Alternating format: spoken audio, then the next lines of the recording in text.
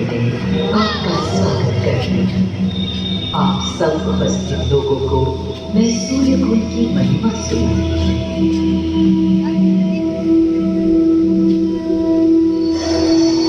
भारत की मिट्टी अनेकों दिव्य आत्माओं की जन्मस्थली है, पर आज मैं आपको कथा सुनाऊंगी भगवान बुद्ध के उस अवतार की जिनके अवतरण से मैं पावन हो गई सदा सदा के लिए। माँ कौशल्या की गोद में जन्म लिया मर्यादा पुरुषोत्तम श्री राम ने अधर्म के नाश के लिए, धर्म की विजय के लिए।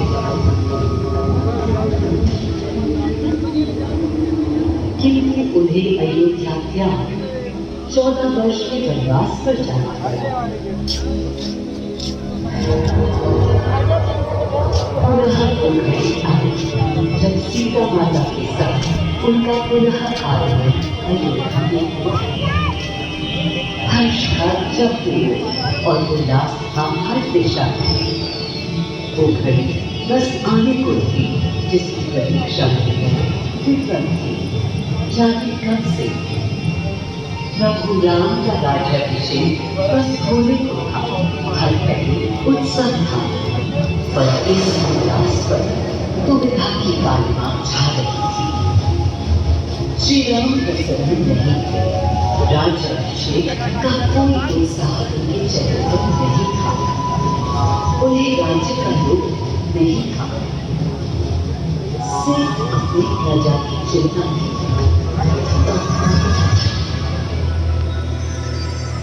सबके मन में एक ही प्रश्न था, कौन हल कर सकेगा श्री राम की इस दुविधा को, मिटा सकेगा इस अंधकार को। किसके तेज से छट जाएगी ये क्रांति? अरे वही जिसके वंशज है श्री राम, जो स्वयं सशरीर धरती पर पधारेंगे। श्री राम को राम राज्य समझाने।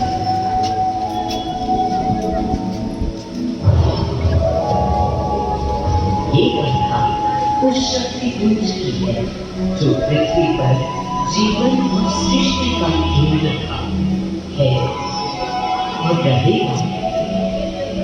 वो अखंड शक्ति स्रोत जो दिशा दिखाता है, सत्य अनंत है, जिसने श्री राम का नाम प्रशस्त किया। आदि नारायण सूर्यदेव। अयोध्या वासियों को भी प्रभु श्री राम की इस दुविधा का आभास होने लगा था।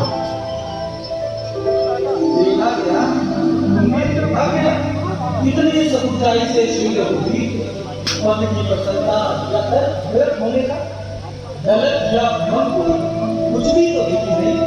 मुकुट सामने रख इतने अधीर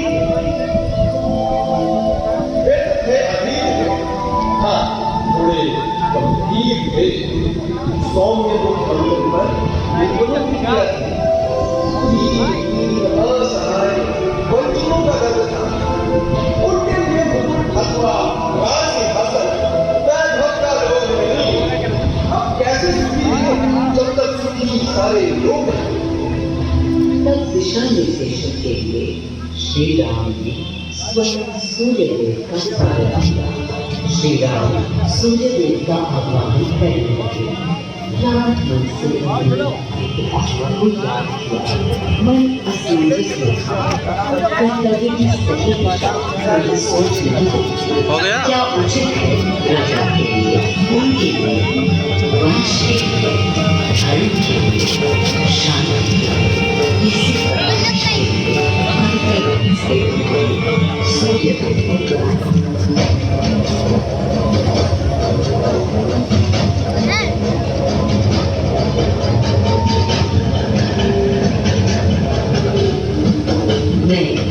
अयोध्या पवित्र से पवित्र हो गई।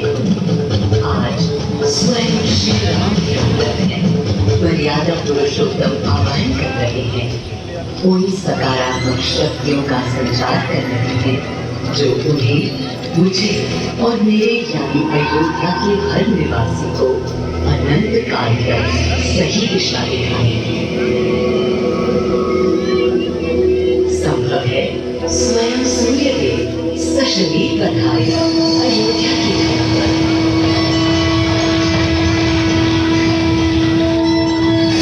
और देखो, श्री सूर्यदेव आने को हैं।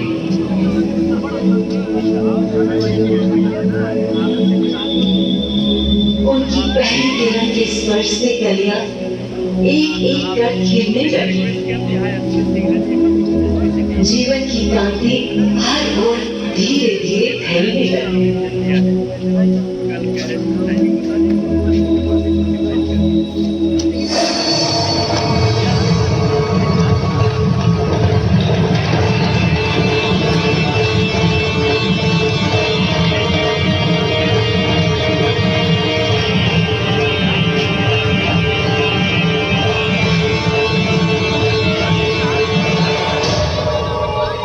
कितना अनोखा दिन है।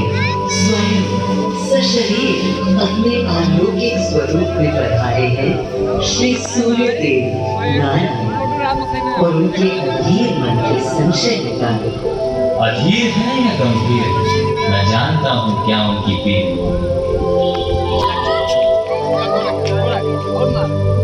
माँ कौशल्या को प्रणाम। कहाँ है राम? भूलूं ये बात कि कौन बड़ा है। आ गया हो तो आपके चरण छू। अरे नहीं नहीं, ये क्या करते हैं आदि पुरुष? ऐसा अनुग्रह सर्वथा अनुचित है।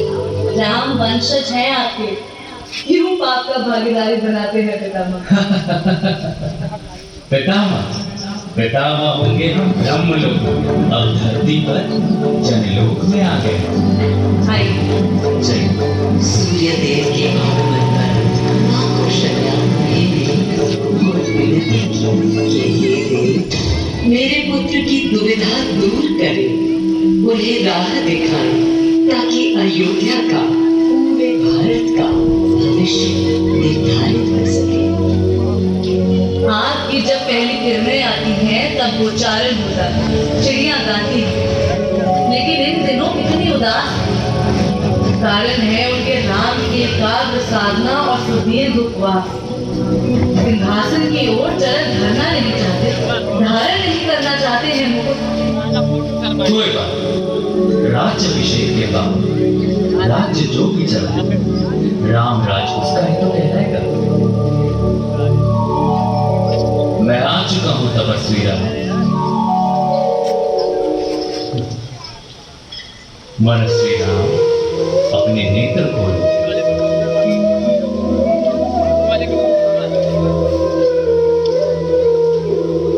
प्रणाम पितामह, प्रणाम। प्रणाम मेरे राम, प्रणाम।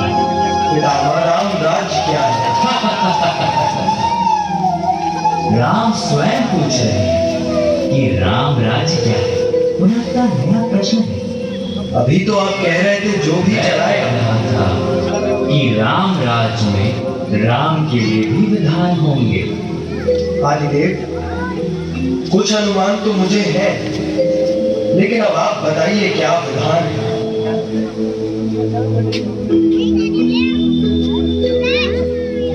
राम राज्य आश्चर्य कर, उपद्रव ना ही और ना कोई आतंक हो,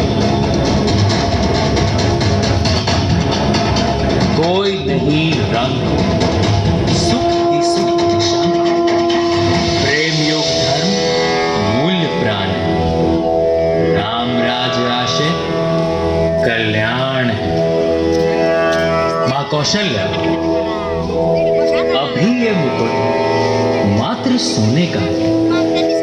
मैं इस मुकुट को राम के साथ सदा उपस्थित होने का बना देता हूं।